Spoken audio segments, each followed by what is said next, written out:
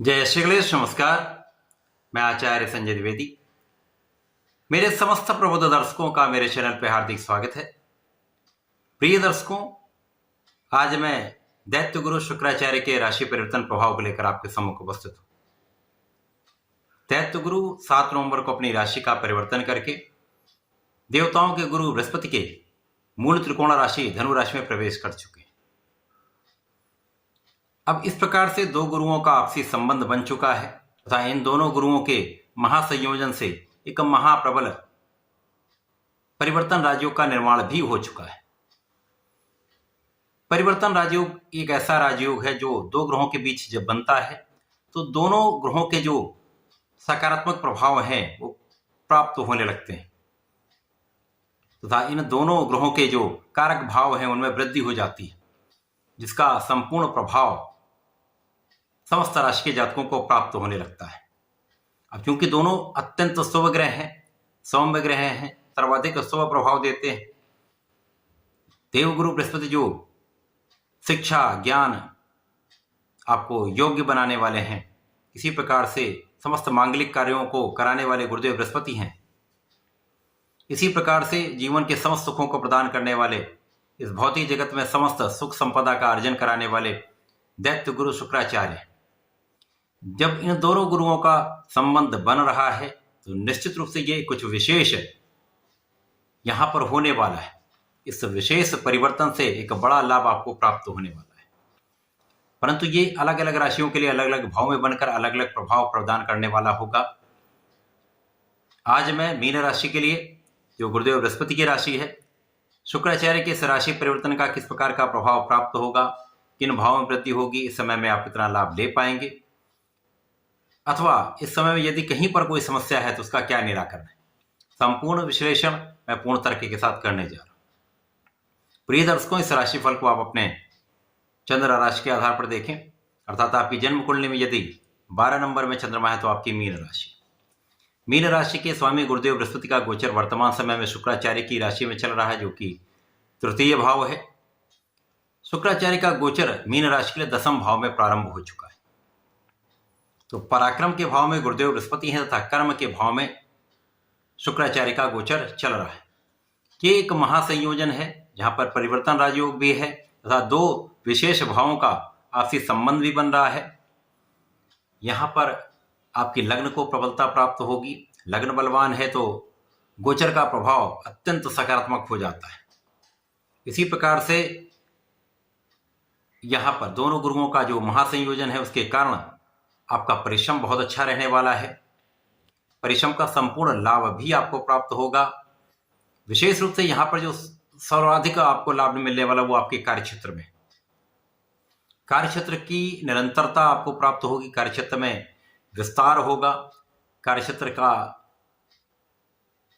जो भाव है वो अत्यंत प्रबल होने के कारण इससे संपूर्ण लाभ आप ले पाएंगे। भाग्य का संपूर्ण साथ आपको प्राप्त होगा। अब यहां पर आपका परिश्रम भी श्रेष्ठ हो रहा है, आप अत्यंत पराक्रमी भी हैं, साहसी भी रहेंगे, आपके परिश्रम का लाभ भी मिलेगा, भाग्य का साथ भी मिलेगा, तो सफलता निश्चित मिलेगी। इस समय में स्वास्थ्य समस्याएं भी कम होंगी, जिसके कारण आप परिश्रमी रहेंगे। परिश्रम जब आप श्रेष्ठ करते हैं और आपका ज्ञान भी अच्छा होता है, आपके अंदर संयम भी होता है, तो आप सर्वाधिक लाभ अपने कार्यक्षेत्र में प्राप्त करते हैं, या जीवन के किसी भी क्षेत्र में आप उसमें आपको सफलता की प्राप्ति होती है। इस समय शुक्राचार्य का आपके 10वें भाव में कार्यक्षेत्र में होने के कारण इस भाव की प्रबलता होगी। केंद्र का भाव है, विशिष्ट हो जाएगा। साथ ही साथ लोगों का संपूर्ण सहयोग यहां पर मिलेगा। नौकरी में तो उच्चाधिकारी तथा आपके साथ में काम करने वालों के साथ एक अच्छा समन्वय, कोऑर्डिनेशन रहने वाला है। इस समय एक अच्छा धन लाभ आप लेने वाले हैं, जिसका उपयोग आप अपने सुखों को बढ़ाने में कर सकते हैं। इस समय में विशेष रूप से आपके सुख वृद्धि का योग बन रहा है। भूमि भवन वाहन का संपूर्ण लाभ आपको प्राप्त होने वाला है। ऐश्वर्य वैभव देने वाले शुक्राचार्य, धन संपदा देने वाले शुक्राचार्य, इन भावों के स्वामी होकर 10वें भाव में स्थित होकर अपने भाव से सुख के भाव को देखेंगे। सीधी दृष्टि का प्रभाव है तो इस भाव की प्रबलता कई गुना बढ़ जाए, तो माता पिता के सुखों में भी वृद्धि होगी, आपके सुखों में भी वृद्धि होगी। इस समय भूमि भवन वाहन का संपूर्ण लाभ आप लेने जा रहे हैं। आपके ऐश्वर्य वैभव में निश्चित रूप से वृद्धि होगी। आपका यश निश्चित रूप से बढ़ेगा। लोगों के बीच में आप प्रभावशाली रहने वाले। अब यहां पर मीन राशि के लिए शुक्राचार्य आपके अष्टम भाव के भी स्वामी, अष्टम भाव के स्वामी जो कि आकस्मिकता का भाव है। पद वृद्धि हो सकती है, अचानक ही कार्यक्षेत्र में कुछ ऐसा हो सकता है जिसका लाभ आपको प्राप्त होने वाला है।